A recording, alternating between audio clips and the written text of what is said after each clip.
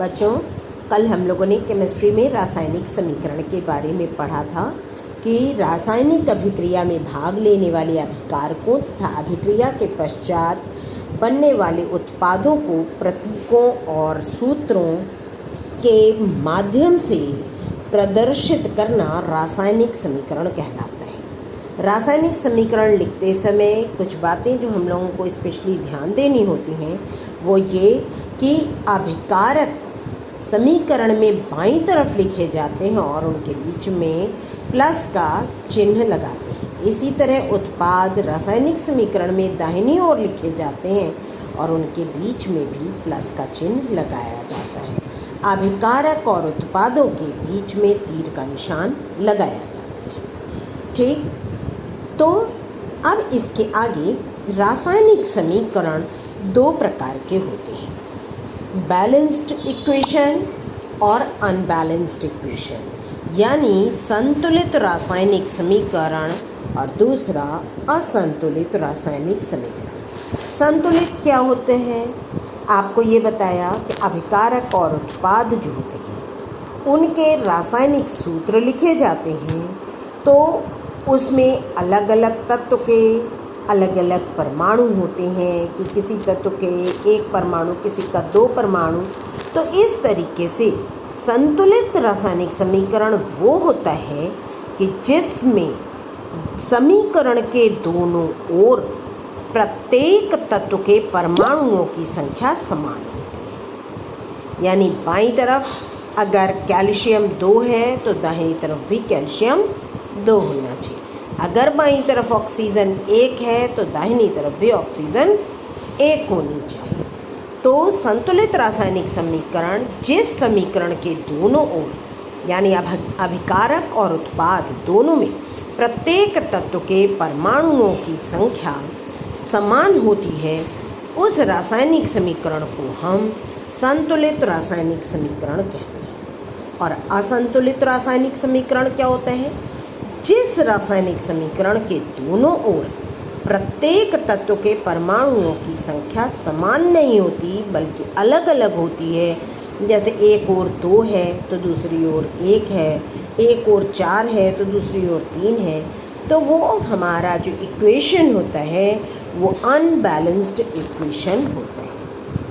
अब रासायनिक समीकरण का संतुलन, रासायनिक समीकरण के संतुलन में क्या होता है? आप लोगों ने द्रव्यमान संरक्षण का नियम पढ़ा था पिछली क्लास में कि द्रव्यमान को ना तो उत्पन्न किया जा सकता है और ना ही नष्ट किया जा सकता है। केवल एक द्रव्यमान को दूसरे द्रव्यमान में या एक यौगिक के द्रव्यमान को दूसरे यौगिक के द्रव्यमान में बदला जा सकता है। तो उसी द्रव्यमान संरक्षण के नियमानुसार क्या होता है कि अभिकारकों का कुल द्रव्यमान, अभिकारक बाईं तरफ होते हैं, अभिकारकों का कुल द्रव्यमान उत्पादों के कुल द्रव्यमान के बराबर होता है। अतः समीकरण संतुलन का तात्पर्य समीकरण के दोनों ओर प्रत्येक तत्व के परमाणुओं को बराबर करना है। यानी इस तरीके से हमको उन्हें लिखना है कि वो दोनों तरफ परमाणु बराबर हो जाए। ठीक, अब आइए कि रासायनिक समीकरण से ऐसे तो हम लोगों को देखिए बहुत सारी इन्फॉर्मेशंस मिलती हैं कि रासायनिक समीकरण में कौन कौन से पदार्थ भाग ले रहे हैं, अभिक्रिया के पश्चात कौन कौन से पदार्थ बन रहे हैं, कौन सा द्रव्यमान किस में कन्वर्ट हो रहा है। ठीक है, इस तरीके से हम लोगों को जानकारी मिलती है। लेकिन रासायनिक समीकरण की कुछ सीमाएं भी हैं। सीमाएं मीन्स कुछ कमियां भी हैं।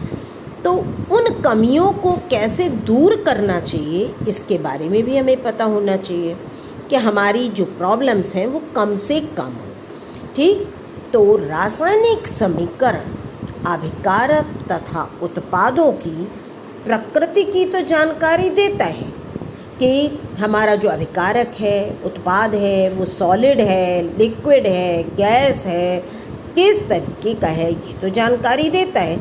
साथ में उसके मोलों की भी जानकारी देता है कि किसके कितने मोल। पार्ट ले रहे हैं अभिक्रिया में, ठीक है।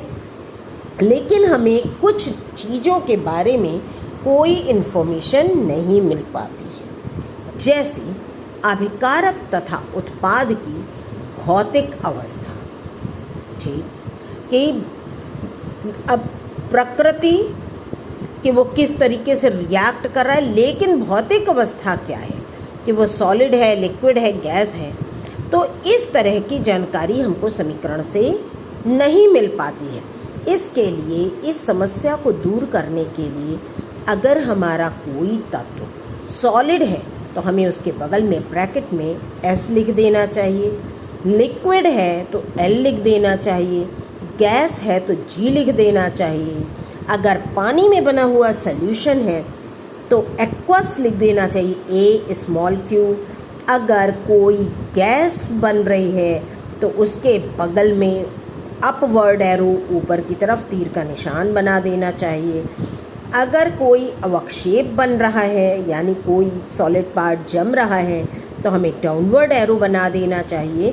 तो इससे हमको काफ़ी जानकारी मिल जाती है। जैसे देखिए, जैसे जिंक सल्फ्यूरिक एसिड के साथ रिएक्ट करके जिंक सल्फेट और हाइड्रोजन बनाता है। तो यहाँ जिंक जो होता है वो सॉलिड होता है, इसलिए हम उसके बगल में S लिखते हैं। सल्फ्यूरिक एसिड में पानी मिलाया है, यानी डाइल्यूट किया है, तो वो एक्वस हो गया। फिर ZnSO4 बनता है, वो भी चूँकि पानी में ही घुला हुआ है, तो इसलिए उसके बगल में एक्वस लिख दिया। और हाइड्रोजन, उसके बगल में या तो G लिख दिया तो पता चल गया कि गैस बन रही है, या फिर H2 के बगल में अपवर्ड एरो बना दिया, जो ये बता रहा है कि वो गैस बन रही है आपकी। अब देखिए, इसके बाद आया अम्ल का सांद्रण, कि वो जो अम्ल जैसे सल्फ्यूरिक एसिड था, अब ये आपको नहीं पता चल रहा है कि ये डाइल्यूट है कि कॉन्सेंट्रेटेड है। डाइल्यूट यानी जिसमें पानी की मात्रा ज़्यादा और एसिड की मात्रा कम होती है, और कॉन्सेंट्रेटेड वो होता है जिसमें एसिड की मात्रा ज़्यादा और पानी की मात्रा कम होती है। तो इसके लिए, इस प्रॉब्लम को सॉल्व करने के लिए, अगर हमारा डाइल्यूट एसिड है तो उसके बगल में ब्रैकेट में DIL लिख देना चाहिए, और अगर सांद्र एसिड है तो उसके बगल में CONC डॉट कॉन्सेंट्रेटेड लिख देना चाहिए।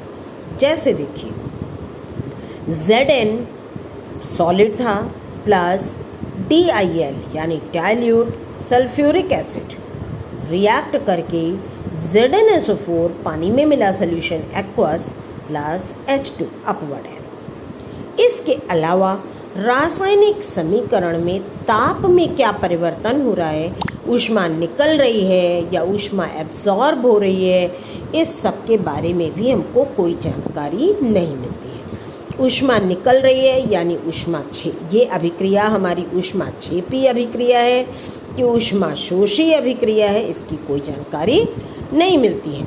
इस प्रॉब्लम को सॉल्व करने के लिए अगर ऊष्मा निकल रही है तो निकलने वाली चीज़, बनने वाली चीज़ यानी उत्पाद, तो उत्पादों के साथ, प्रोडक्ट के साथ प्लस हीट लिख देते हैं। जैसे C ब्रैकेट में सॉलिड यानी कार्बन सॉलिड स्टेट में, प्लस ऑक्सीजन गैशियस स्टेट में, मिल करके CO2 गैस बन रही है, G लिख दिया, प्लस हीट। जे प्लस हीट प्रोडक्ट के साथ लिखा होने का मतलब है कि हमारी ये अभिक्रिया ऊष्मा छेपी अभिक्रिया है।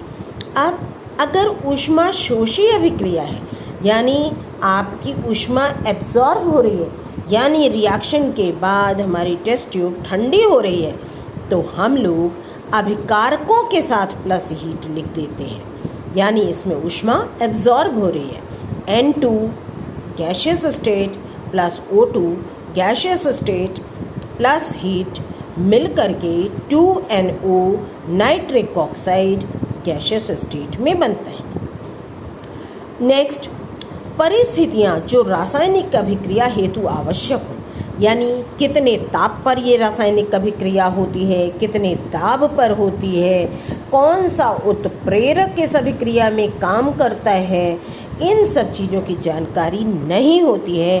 तो इसके लिए हम लोग इन चीज़ों को तीर के निशान के ऊपर लिख देते हैं। जैसे यहाँ पर N2 gaseous state plus 3H2 gaseous state, ये 500 डिग्री सेंटीग्रेड ताप पर 200 ATM यानी वायुमंडलीय दाब एटमॉस्फेरिक प्रेशर और Fe यानी ये Fe उत्प्रेरक है, मिल करके 2NH3 गैसियस स्टेट हो जाता है।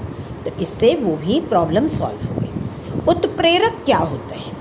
उत्प्रेरक वो पदार्थ होता है जिसकी एक सूक्ष्म मात्रा रासायनिक अभिक्रिया में तो कोई भाग नहीं लेती, लेकिन रासायनिक अभिक्रिया की गति को या तो बढ़ा देती है या घटा देती है, तो उस पदार्थ को हम उत्प्रेरक पदार्थ कहते हैं।